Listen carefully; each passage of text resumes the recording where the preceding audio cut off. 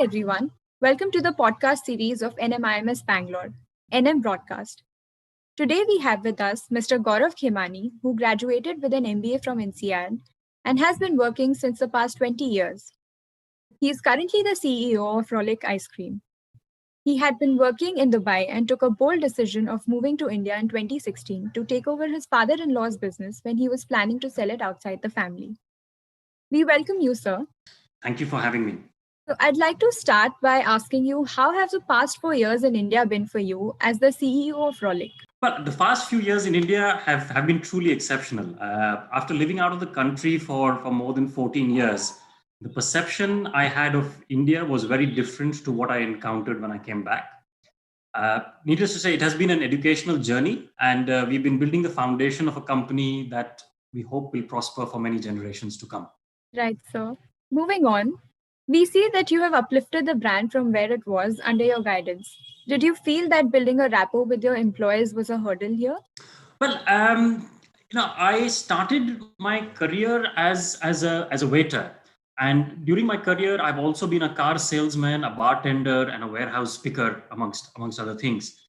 And each experience has taught me the value of treating people with respect and first seeking to understand before being understood myself.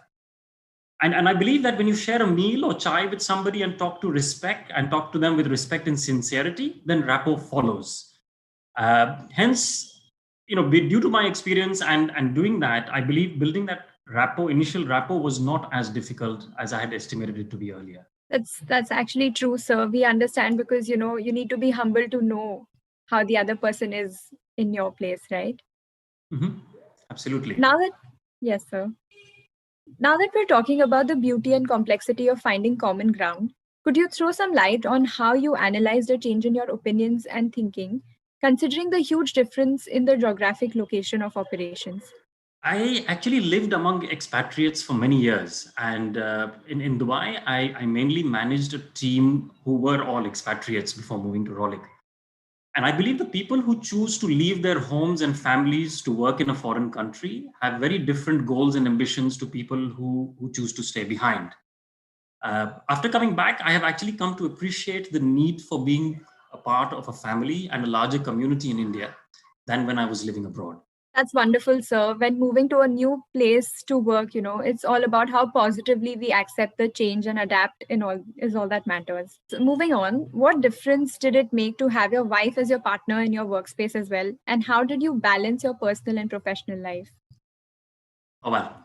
At work, I actually have a very different persona than what I have at home. And at work, I treat my wife as a colleague and not as a relative. And she does the same. The secret to working together is, I believe, the ability to separate the two relationships in these two different environments. Otherwise, being with somebody for 24 hours can be very challenging if you do not draw the line between the two relationships, which are quite separate. And about balancing business and personal life, I believe maintaining that balance 100% of the time is actually a myth. And I am yet to meet anyone who can do it. For example, there are times when I am working 18, 20-hour days for days on end. And there are times when I'm on holiday for a couple of weeks and I don't even pick up my email. So the balance, however, usually in a normal day-to-day work, I usually try and balance that by having a very, very fixed and regimented schedule in which I tend to exercise from 5 to 7 in the morning, work from 8 to 6, and then evenings are reserved for my family and for my own education. We understand how it can be extremely tricky to handle both professional and personal life, but we see that you've done it with utmost care and grace, sir, and you've had a very disciplined routine. So talking about working with family, there are opinions that differ sometimes. Did you ever face such a situation, and how did you find a common ground? Well, I believe having different opinions in a team or in a family is what makes teams perform better than what individuals can perform.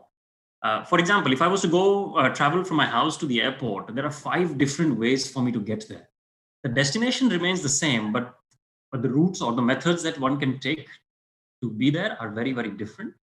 And I believe in a team, the main purpose of the leader is to build clarity on the final destination. Once that clarity is achieved, debating different approaches of getting there, I believe, is more of an art than an exact science. That's interesting. So, coming to my next question, your work in Dubai was more marketing based, but in India, you had to look after a whole business which had grown over 30 years. What changes did you make in your approach towards planning and executing your ideas and thoughts as a businessman? Well, to be honest, Aditi, I have made a lot of mistakes ever since I've taken over Rolik. And I believe that mistakes are the best teachers available. But one has to be open and willing to acknowledge and accept the mistakes that one makes. I also now believe in small experimentations to know what has the potential to work. And the other thing is, when when you're running a full business versus running a function, you know that you cannot be the best at everything. So the idea is to surround yourself with people who are far better than you, and work in the team in order to make things work. And as the theme of this conversation is, finding common ground with the team helps me make things better. That's actually quite helpful, and I think we're all trying to achieve that common ground. So is there something that you would like to share with us and with our listeners who have plans of taking up family business? And what are the things that they should be mindful of? Okay, so as young students who may come from family businesses, I would actually first recommend that you work in a corporate before you join your family business. Uh, that's because I've noticed that in many cases, young family members are given leadership positions in businesses that I believe they're not ready for it. And also, in many cases, because of lack of experience, the older generation in the family is not open to new ideas and generally use lack of experience of younger people to shoot them down. So ideal condition is to work for someone other than family in the beginning and learn the trade from outside before you move into your family business. If that is not an option, I also believe that try and separate out the relationships at the outset. So if, for example, if your father is running the business or an uncle is running the business, treat them as an employer and not as a relative when you're at work. That would be my 2 cents of advice. Yes, sir. I'm sure our listeners will be really enlightened and, with the useful inputs you have provided us with. And my last question to you, sir, is that as MBA students, we often find ourselves in situations where there's a clash of opinions. What would you suggest that we should do to have meaningful conversations with our peers? I personally believe that having aggressive conversations is an important part of healthy relationships. I believe every team and every relationship needs to go through what we call a storming phase, in which some aggressive conversations may take place. However, I believe that if we all seek to understand and treat each other with respect, it will help finding common grounds a lot sooner than before. Yes, so I think being open to the idea of understanding the other person does help a lot. And Absolutely. That's the crux of it. I mean, there will be clashes. I mean, any two relationships will have clashes, whether it's a team or just two people. So, I mean, if the objectives are set out that we're seeking to understand each other and it's okay to be different and we may have different opinions, it gets easier from there on. right, so being students, we come across such situations very frequently, especially virtually. But I think your suggestions will definitely help our audience. And it has been wonderful hosting you, sir. Thank you so much. Thank you for having me, Aditi.